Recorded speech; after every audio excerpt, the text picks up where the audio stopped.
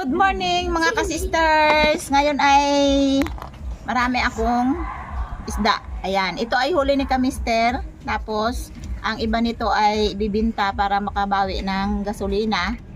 Tapos ay magluluto ako ng yan. Pipiliin ko lang yung gusto kong isda. Ito ay galunggong. At saka ay tidok. Ito yung lulutuin ko. Ang ibibinta naman namin ay bisugo kasi hindi ko paborito yung ganitong isda, bisugo. Sa iba ito ay gustong-gusto nila pero para sa akin, siguro dahil nasawa na nga at lagi namang may ganitong ulam. So, ibibinta natin iba para kahit papaano ay may pangbili na naman ng gasolina. Yan. Kukuha lang kami ng pang-ulam namin ngayong araw. Ayun, napakasariwa yung ano mga ka-sisters, oh, yung galunggong. Ito ang masarap kapag malapit ka dito sa dagat, fresh na fresh yung isda na makakain natin. So, ayan mga ka-sisters, bali yung bininta ay kalahating kilo lang. Tapos, kasi maliliit na yung natira na bisugo, ito yung aming pang-ulam. Eh, dahil sa maliliit na bisugo na to, nakakaya naman ibinta to at mura ang pagkabili.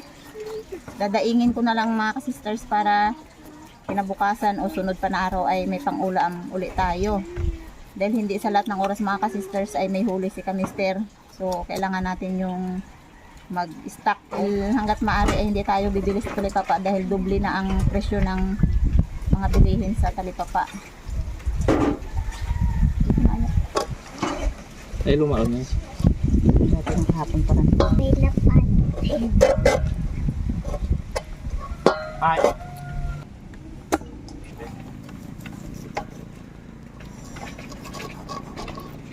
Pagdaing kasi ito mga ka-sisters, doble ang sarap nito dahil malasa siyang malasa. Ala.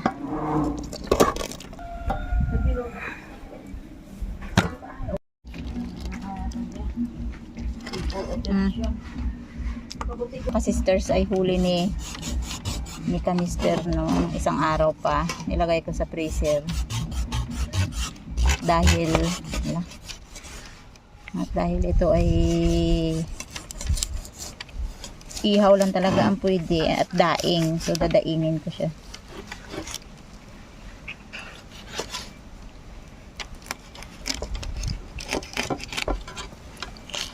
Manipis ang ano kasi ang laman nito, lapis. Alam, di matabla na. Dito.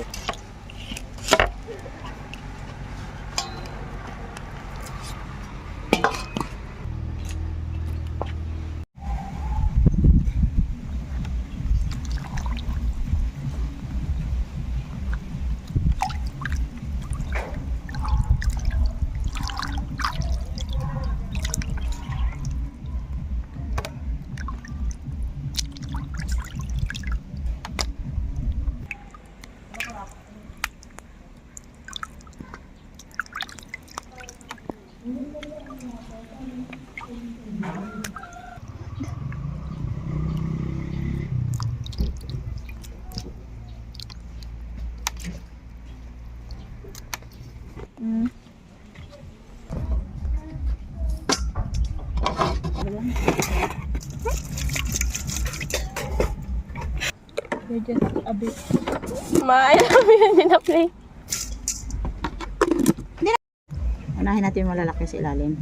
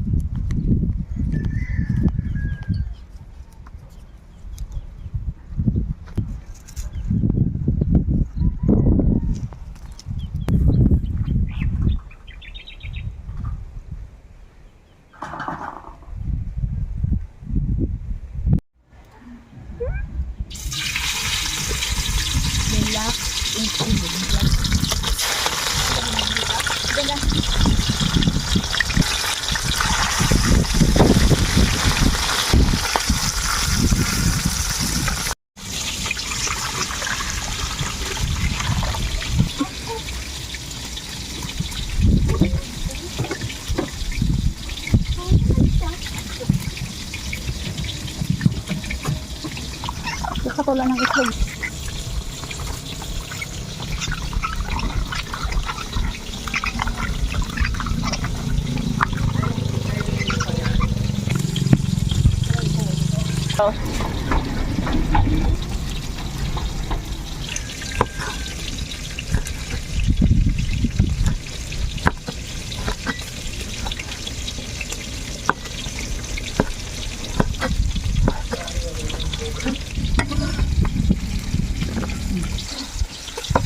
Goodness.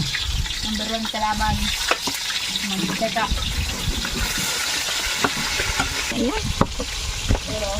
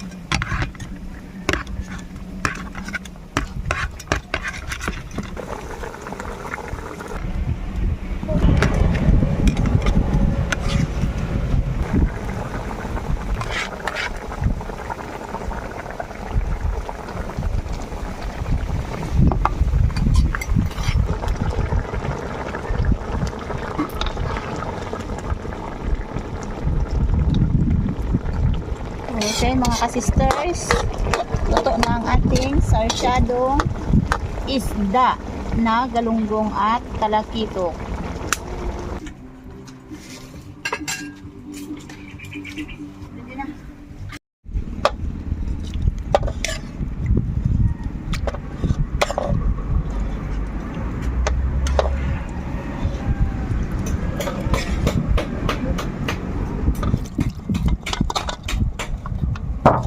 Yan mga ka-sisters, tapos na kami magluto at yung ulam namin ay sarsyado.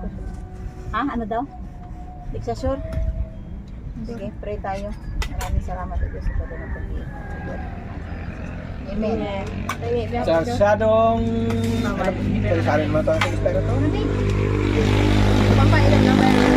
Yes, tagas.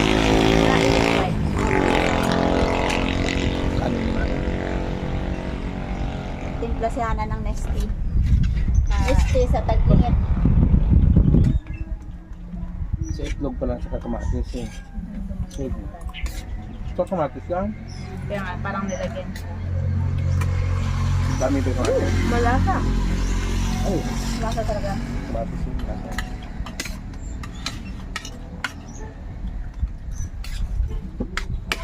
Kain mga ka-sister.